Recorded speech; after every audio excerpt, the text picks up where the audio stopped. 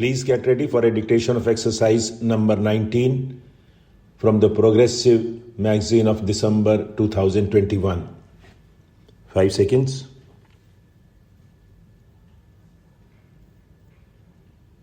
Start.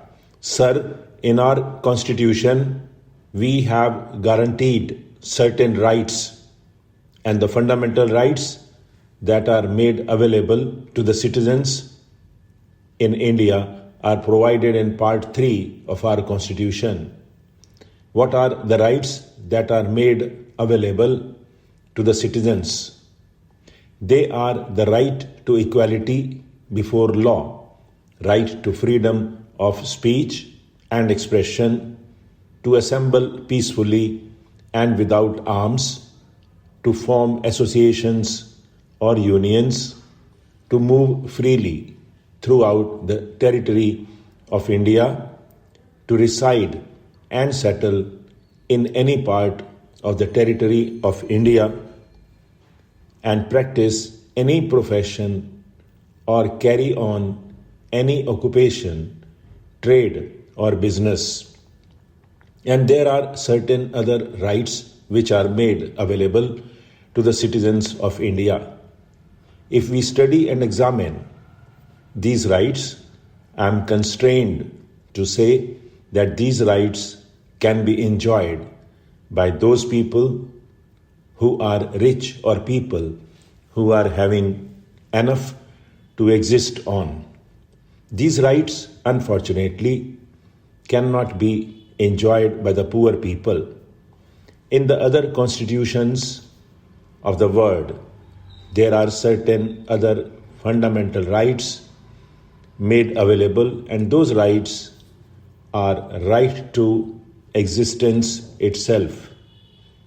It is not mentioned in those constitutions that the right to existence is made available to the citizens, but under different headings. Those rights are made available.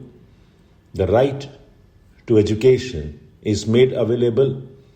The right to shelter is made available. The right to education is made available. The right to medical assistance is made available.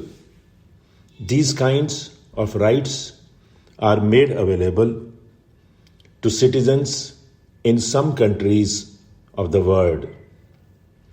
If we study the American Constitution, these kinds of rights are not made available to the citizens in the American Constitution. The rights which can be enjoyed by the well-to-do people are available in the American Constitution, but the right which can be enjoyed by the poor people are not made available in the American Constitution. The right to work is not made available to the citizens in America, in spite of the fact that even in America there is unemployment.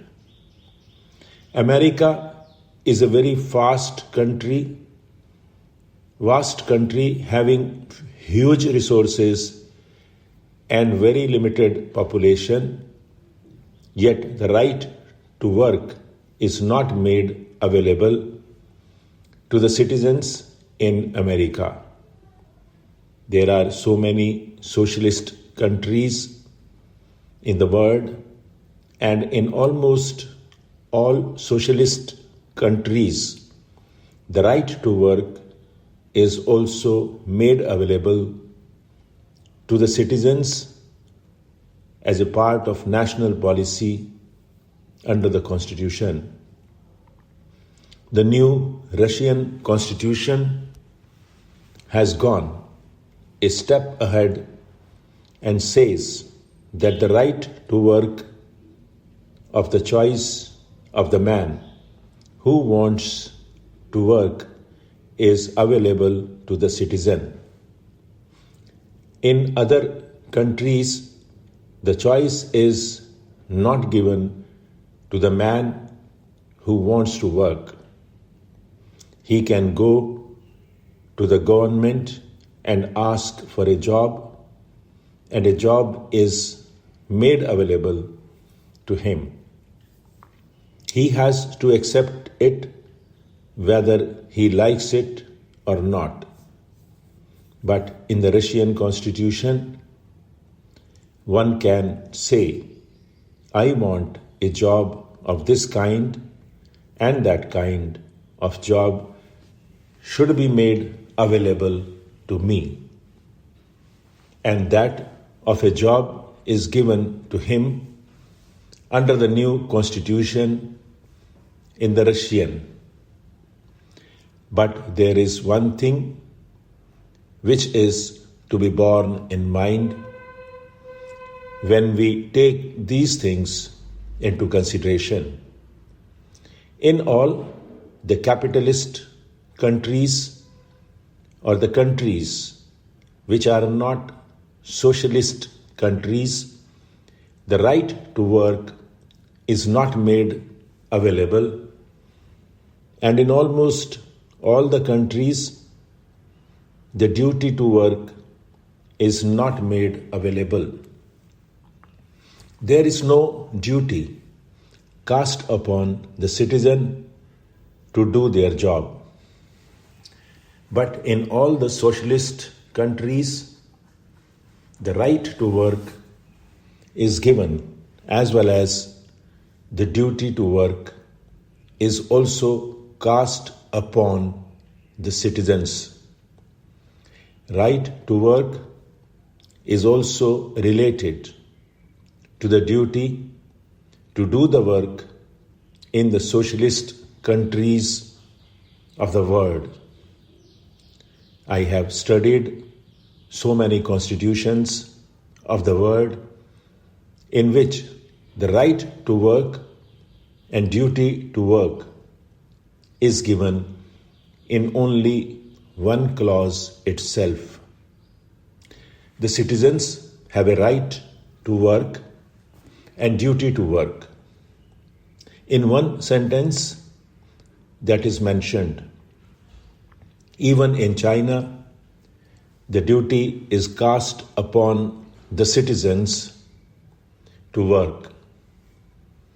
In the Russia also, the duty is cast upon the citizens to work, and if that duty is not done, the right will not be made available.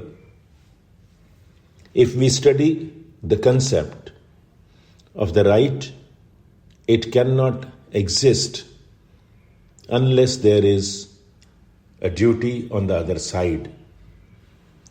If there is a duty, there will be a right, and if there is a right, there will be a duty.